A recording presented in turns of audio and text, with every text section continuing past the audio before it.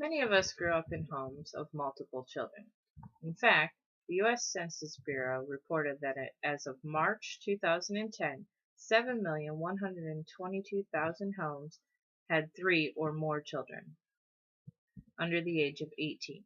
Assuming half of them had three children, that means there are an overwhelming 1,187,000 middle children.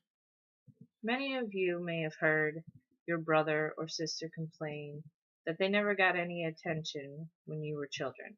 Or maybe you've heard your own children arguing about who is mom or dad's favorite. This is the essence of what is known as middle child syndrome.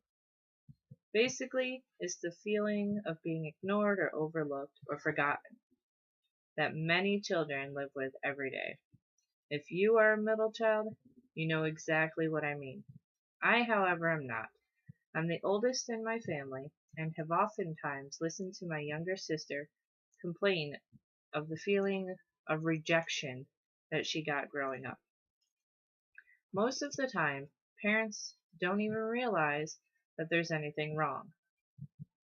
They just pass it off as jealousy or kids being kids, when in actuality, it's a cry out for attention that they're lacking.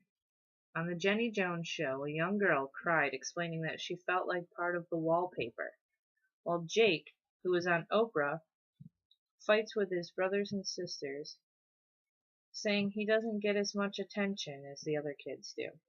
Unfortunately, these actions are met with punishment, not understanding. This only makes it worse for the middle child, causing them to become resentful toward their parents and their siblings alike. Middle child syndrome is more than just whining. This is a real issue that can follow these children into adulthood and leave them feeling separated from the family. Like Yvette J, when she discovered the lack of baby photos of herself and the magnitude of pictures of her older sister and younger brother when she tried to find photos for her wedding album.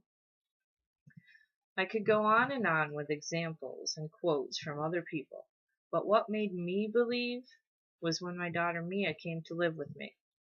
She seemed so uncertain that she could do anything without her older sister or younger brother. She wasn't used to the attention and extra help on schoolwork that we were giving her. She cried every night, worried that her siblings and her father would forget her. This is when I knew middle child syndrome was real and had to be eliminated. Parents, it's not too late to catch yourself and realize that just maybe there's something behind your child's ranting. Begin to see them as they are and focus a little more on your middle children. Your other children will understand. Just don't desert them completely. Try doing something special with each of them individually. Help alleviate your child's pain, and hopefully it will transcend to future generations.